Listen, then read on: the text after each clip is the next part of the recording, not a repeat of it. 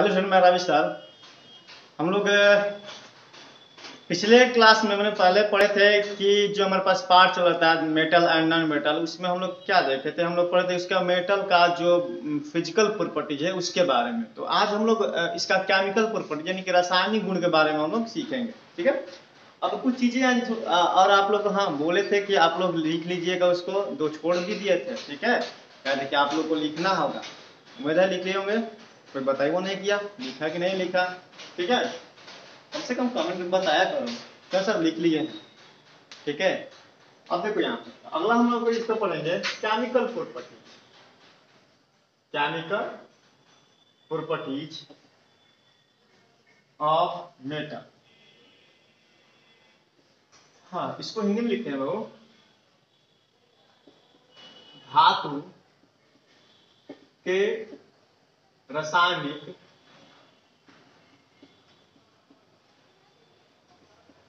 गुणधर्म, हम इस पे बात करें।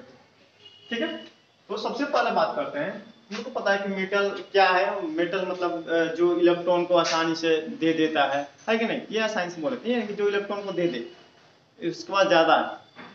ठीक है, वो रख रहा है कि उसका जो एक्स्ट्रा एगो दूगो जो बच जाता है। घर एक था, उसमें बहुत बड़ा घर था, उस घर में एगो दूगो कोनो वैल्यू नहीं होता था, तो वो निकल के उसका मन नहीं लगता था तो दूसरे घर में चला जाता था।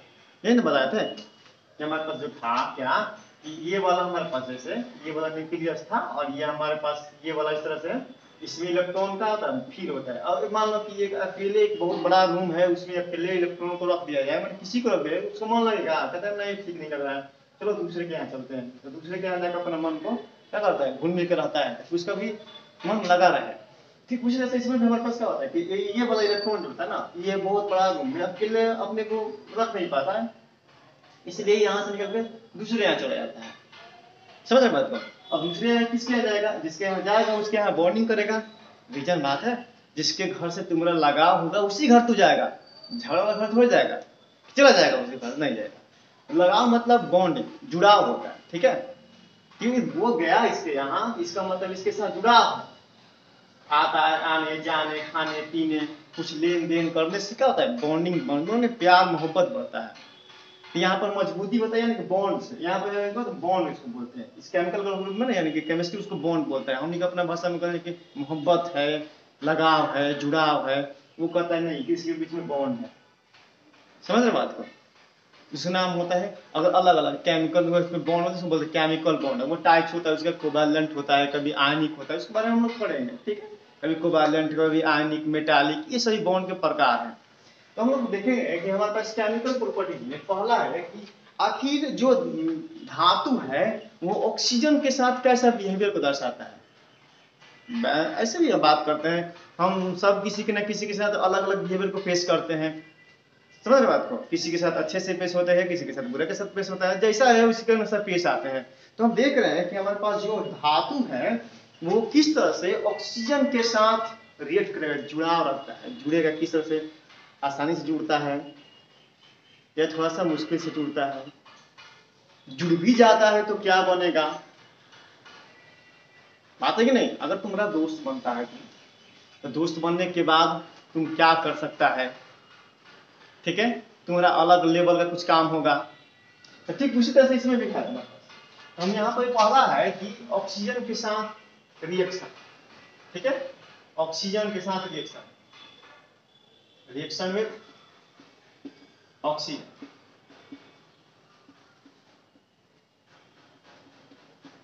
ऑक्सीजन के साथ अभिक्रिया, ऑक्सीजन के साथ अभिक्रिया। अब हम यहाँ पर देखेंगे ऑक्सीजन के साथ अभिक्रिया कैसे करता है। तो धातु जो होता है वो ऑक्सीजन के साथ अभिक्रिया करके धात्विक ऑक्साइड का फॉर्मेशन करता है। ठीक है, जो धातु है, धातु ऑक्सीजन के साथ अभिक्रिया कर धात्विक ऑक्साइड का फॉर्मेशन करता है।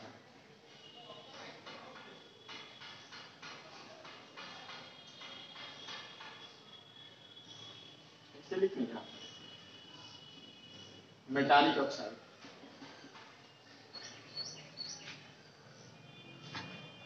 का फॉर्मेशन करता है, निर्माण इसका होता है, निर्माण करता है। चलो अब इसमें बात को समझेंगे ये कैसे निर्माण किया, यहाँ पर कैसे फॉर्मेशन, इसे कैसे बोलते हैं मेटालिक ऑक्साइड या फिर धात्विक ऑक्साइड कैसे बोलते हैं। बस देखो हम लोग पढ़े हैं क्या कि देखो सिंपल एग्जांपल है, हम लोग पहला पार्ट में पढ़े हैं कि जब हम मैग्नीशियम के फीता को हवा की उपस्थिति में जलाते हैं तो मैग्नीशियम ऑक्साइड का निर्माण होता है। हवा मतलब क्या, ऑक्सीजन, हवा का मतलब क्या, ऑक्सीजन, ठीक है।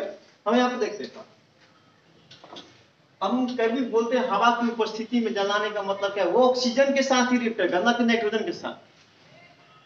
समझ रहे बात को, वो नाइट्रोजन के साथ रिएक्ट नहीं करेगा, वो ऑक्सीजन के साथ। हम किसी चीज को जलाते हैं तो वो ऑक्सीजन के साथ रिएक्ट करता है।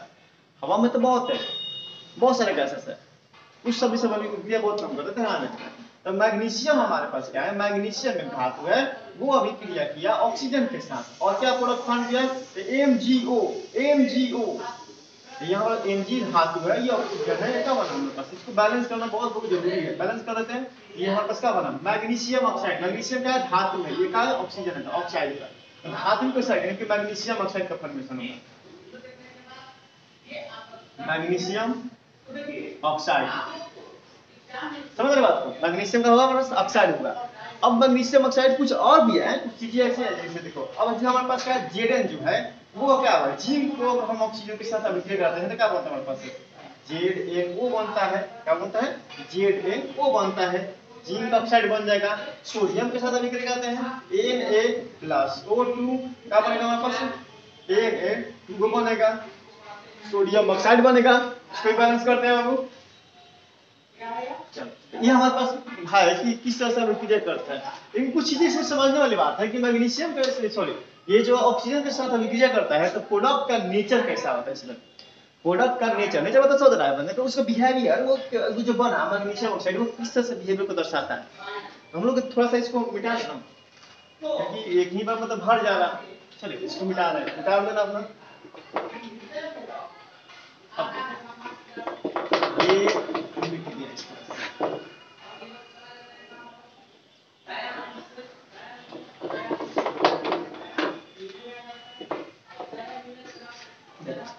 अब क्या होता है कि इसका नेचर के बारे में जानना चाहिए। तो हमारे पास जो मैग्नीशियम ऑक्साइड ये जो दिख रहा है, धात्विक ऑक्साइड जो बोला, मेटालिक ऑक्साइड जो बनता है, तो वो हमारे पास वो बेसिक होता है। क्या जनरली बेसिक होता है, अल्काली होता है, ठीक है। और देखो यहाँ पर लिख सकते हैं या फिर कुछ एम्फोटेरिक भी होते हैं, इसमें हम नोट है ये बाबू, ठीक है। नोट क्या है हमारे पास, जो धातु के ऑक्साइड, जो धातु के ऑक्साइड होते हैं, धातु का मतलब धातु ऑक्साइड का मतलब होता है जो अभी बना है सोडियम ऑक्साइड, धातु ऑक्साइड है, ठीक है। तो धातु के ऑक्साइड जो होता है, धातु के ऑक्साइड वो कैसा होता है, धातु ऑक्साइड होता है क्षारीय होता है। क्या होता है, क्षारीय, बेसिक, बेसिक होता है। इसको हिंदी में लिखे थे यहाँ पे, क्षारीय होता है। अब इसको कैसे पता चलेगा कि क्षारीय है, क्या करना है, जैसे हमारे पास क्या है, ये सोडियम ऑक्साइड, सोडियम का ऑक्साइड यानी कि सोडियम ऑक्साइड है, इसको उठाओ पानी में डुबो दो। चलो पानी में ऐसे ध्यान देना, पानी में से डालेगा तो दिक्कत होगा, आग हो जाता है, ठीक है। लेकिन हम बता रहे थे तो पानी में आसानी से डालना नहीं है, उसको हट जाएगा तो हट, ये आपस में H2O है। अब हुआ क्या यहाँ से, ये अपने आप को रीअरेंज करेगा और रीअरेंज करने के बाद क्या बनाएगा, NaOH का फॉर्मेशन क्या करेगा, NaOH बनेगा। दो को सोडियम है, देखिए यहाँ पे दो को सोडियम है, यहाँ पे दो को हाइड्रोजन है, एक को ऑक्सीजन है, इस तरह से बनेगा। और हमको पता है कि ये वाला हम जिसमें हम देखते हैं, हम लोग को है जिसमें हमारे पास ये वाला है, ये आसान है जांचने के लिए है, इसमें ये वाला है वो क्या होगा हमारे पास, OH जिसमें है वो हमारे पास क्या होगा, बेस होता है। क्या होता है, बेस होता है। तो जनरली बात करते हैं धातु के ऑक्साइड जो होते हैं क्षारीय होते हैं, लेकिन सबके लिए नहीं, ये सबके लिए सही नहीं है। तो इस जिसमें एक होता है, एक धातु होता है जिसको बोलते हैं एम्फोटेरिक, क्या बोलते हैं,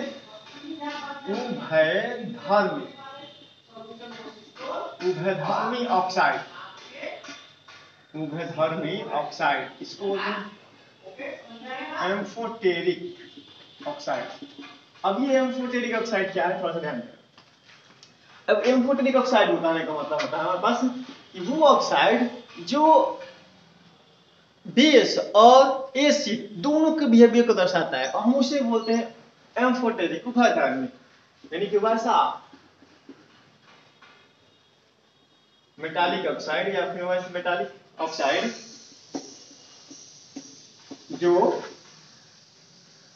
एसिड और बेस, यानी कि इसको हम बात करते हैं अम्ल और क्षार दोनों की तरह व्यवहार करता है। एम्फोटेरिक उभयधर्मी ऑक्साइड कहलाता है। आसान नहीं है जी, आसान है एकदम, उभयधर्मी ऑक्साइड कहलाता है। अब इसको थोड़ा सा हम एग्जाम्पल से समझेंगे। उभयधर्मी ऑक्साइड कहलाता है, एग्जाम्पल समझेंगे, इसको थोड़ा सा मिटा है।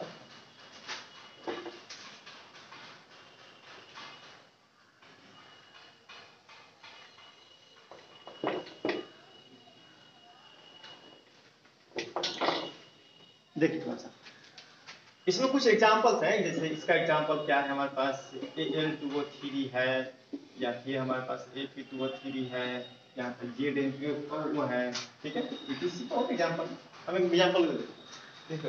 इसमें हमारे पास जिंक है, ZnO है, ठीक है, क्या है ZnO। अब ZnO को हमको रिएक्शन कराना है HCl के साथ। मतलब यहाँ पर हमको पता है कि HCl क्या है, अम्ल है, हाइड्रोक्लोरिक एसिड है, खुद हमको पता ही है। हम इसके साथ अभिक्रिया करा तो हमको पता है कि एसिड और बेस आपस में अभिक्रिया करते हैं तो साल्ट और जल का निर्माण करते हैं, यानी कि लवण और जल का फॉर्मेशन करते हैं। हमारे पास क्या है, ये देखिए यहाँ पर अभिक्रिया करके बनाता है ZnCl2 प्लस H2O, इसका फॉर्मेशन है। यहाँ पर दो लाइन बैलेंस करते हैं हम, तो हमारे पास क्या है, ये क्या बना जिंक क्लोराइड, ये क्या है जिंक क्लोराइड एक साल्ट है, ठीक है, और यहाँ पर क्या निकला हमको जल निकला। तो हमको पता है कि ये हम डाले थे एसिड, क्या डाले थे हम, वो एसिड है, ठीक है, हो जाएगा हमारे पास बेस हो जाएगा, अरे वो समझ क्योंकि साल्ट है तो साल्ट फॉर्मेशन होता है। क्या जनरल रिएक्शन है, एसिड बेस आपस में रिएक्शन करता है तो साल्ट का फॉर्मेशन होता है। ठीक उसी को हम बात को पढ़ाते हैं, देखो फिर अगला बात करते हैं ZnO प्लस, इस बार जानकारी लगाते हैं सोडियम हाइड्रोक्साइड, यानी कि ये बेस रखते हैं, इस बार हमको पता है कि बेस है, इस बार रिएक्शन कराते हैं, इस बार रिएक्शन कराते हैं तो क्या बनता है, देखिए बना NaZnO, कुछ इस तरह से हमारे पास बना, हमारे पास ये बना जिंकेट, सोडियम जिंकेट बनता हमारे पास। यहाँ पर देखो तो अपने साथ कर लिया H2O दिया, और इसको हम बैलेंस कर रहे हो थोड़ा सा, इसको हम बैलेंस करते हैं, ठीक है, क्या करते हैं यहाँ से बैलेंस कर दिए। अब यहाँ से बैलेंस करने के बाद हमको पता चलता है कि ये देखो हमको क्या बना SaLt साल्ट बना, हम ये पता है कि हम बेस डाले थे, जाहिर तौर बात क्या हो जाएगा, ये एसिड हो जाएगा। तो इस वाले रिएक्शन में ZnO जो है बेस है, इस वाले का हमारे पास एसिड है, तो यही ZnO जो हमारे पास है जिंक ऑक्साइड एसिड और बेस दोनों की तरफ बिहेवियर को दर्शा रहा है, इसलिए हम इसको क्या बोलते हैं, ये एक एम्फोटेरिक सब्सटेंस है। समझ रहे बात को, आप लोग आया हो समझ में। अगला जो हमारे पास इसका प्रॉपर्टीज है वो अगले क्लास में पढ़ेंगे।